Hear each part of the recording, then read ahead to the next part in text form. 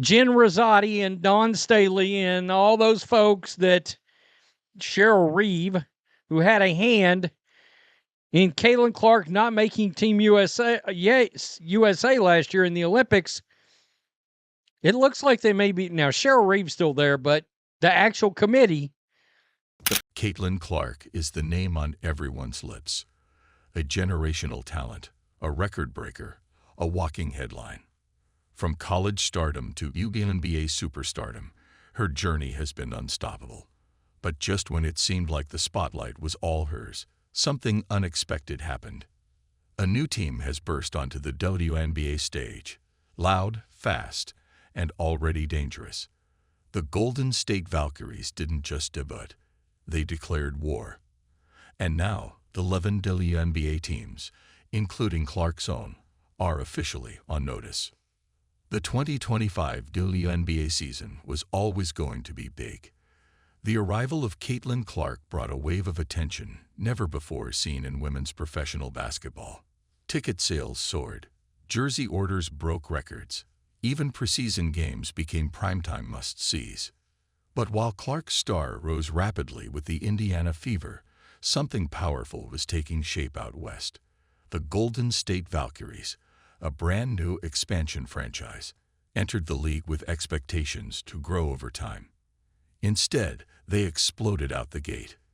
Most expansion teams ease in slowly, but the Valkyries arrived with fire in their eyes. Caitlin Clark, WNBA Rookie of the Month, packing arenas while averaging 17 and 6 assists. That's not enough to make the Olympic roster. In their very first preseason game, they packed over 17,000 fans into the Chase Center, beating the attendance of any other team's exhibition game, including Caitlin Clark's. Despite being down 14 points in the first half, the Valkyries roared back with speed, grit, and precision.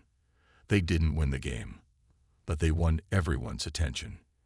Analysts called it one of the most impressive diva performances in WNBA history.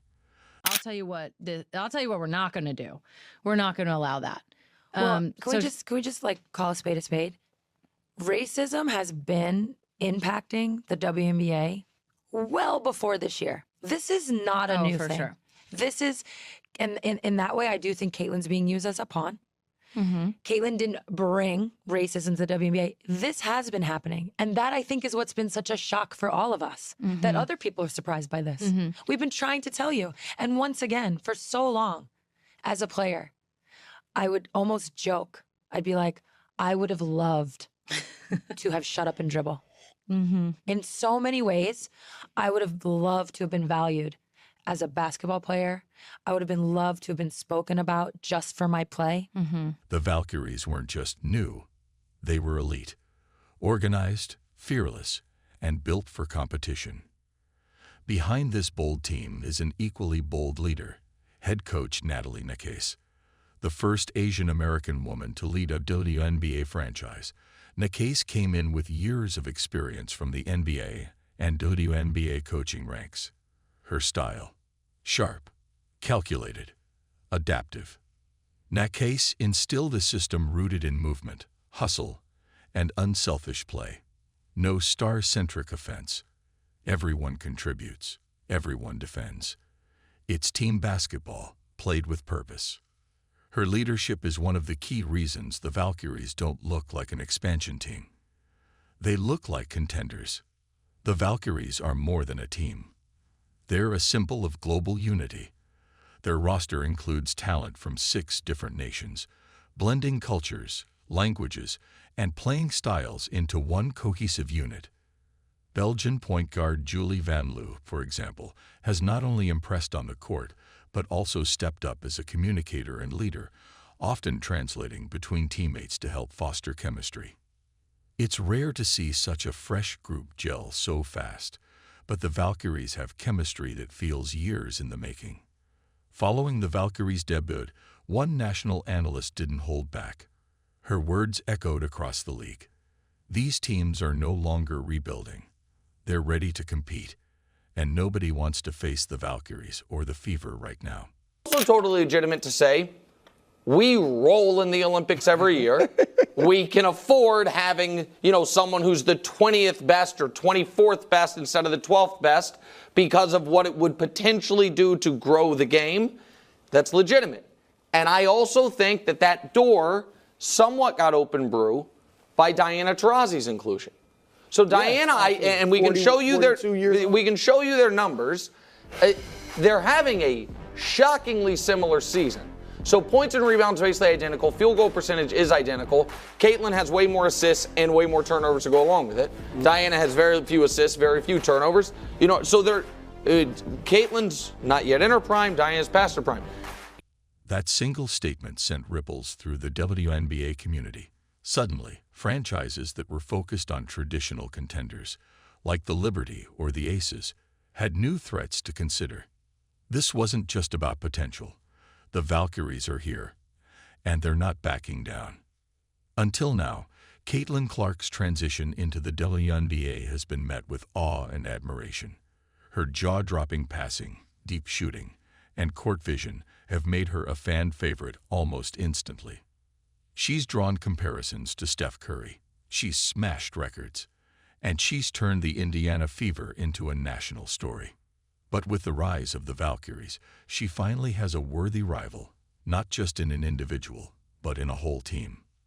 Golden State isn't chasing headlines. They're chasing wins.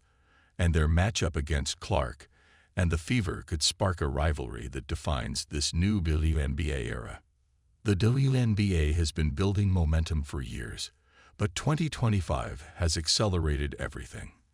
Thanks to rising stars like Caitlin Clark, elite newcomers like the Valkyries, and fresh rivalries on the horizon, the league is seeing explosive growth. Merchandise is flying off the shelves.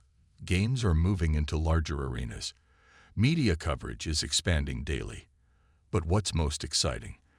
The product on the court is better than ever. The skill level, strategy, and pace of play are commanding respect, not just from longtime fans, but from newcomers who never tuned in before. The WNBA has entered a golden era. The first official matchup between the Valkyries and Fever is already circled on calendars. Fans can't wait, and analysts are predicting fireworks. Will Caitlin Clark rise to the challenge and assert her dominance? Or will the Valkyries continue their mission to shake up the entire league? Both franchises are young, hungry, and backed by passionate fan bases. They represent the future of the WNBA, and that future has arrived. 1 year ago, nobody saw this coming. Today, we're witnessing the birth of a rivalry that could define a generation. Caitlin Clark is still a queen of the court, but the Valkyries, they just stormed the kingdom. Get ready, because the WNBA isn't just growing, it's exploding, and the story is just beginning.